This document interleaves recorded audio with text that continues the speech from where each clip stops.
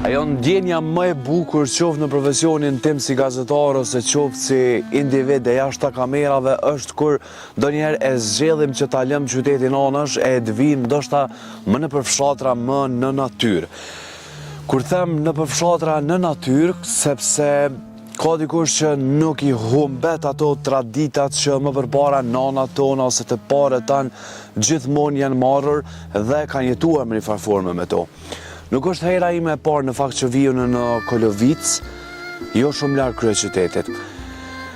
Realisht këtu ka shumë zonja, e ka shumë zotëri në këtë vend që janë shumë punëtorë. Mirë po unë kam dikën specifike e cila periudhën e fundit, kush do ta mendonte që një zonjë do të në popull thuhet një fjalë do të mbes gjallë me punën e saj, pasionin e saj për kuzhinën me e kthy në një dashuri në profesion është fjala dhe të fitoj madje shumë prej saj.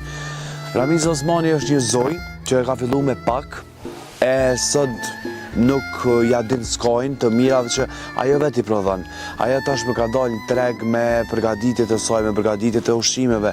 E tashmë që jemi në muajin e shejtë të Ramazanit, zonin Ramize ne sot kemi mja marrë vetëm pak kohë nga koha saj e çmuar sepse 1 minutë ose 1 orë për të vlen se ka shumë porosi.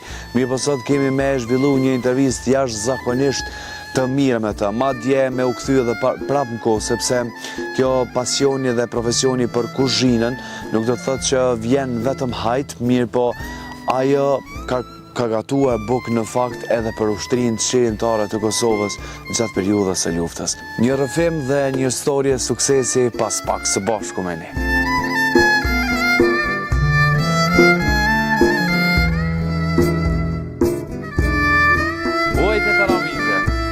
A dhe në Musafir? Si e në shumë? Qërë që a je lullë? A je mirë? Qka më rëpuna jote e pandajqme kështu? Se di, zoti po më niman. A shkujmë? S'po më len jashtë. Mirë se ju zgjetëm. Zonja Ramize, une jo e nisa rasisht qka është puna jote ton kjo energji. Nuk e kam takut pakte në kryeqytet as edhe një zonjë tjetër me energjin tone. Te për mene pa dyshim që është zoti edhe do e pas për asyshim këtë muj, jemi në mujën e shejtë Ramazanit, një energji e jashtëzakonshme. Unë atje jashtë a di çka thash, e ka fillu me pak, edhe sot nuk pja u din skojnë. Prej të mirave, sigurisht, që vet i kam dërtu. Po, krejt, po e kom nis me pak edhe, thash, e kom nis me shtot voglën, thash ajo e vogla që qa ka bo. Po, a?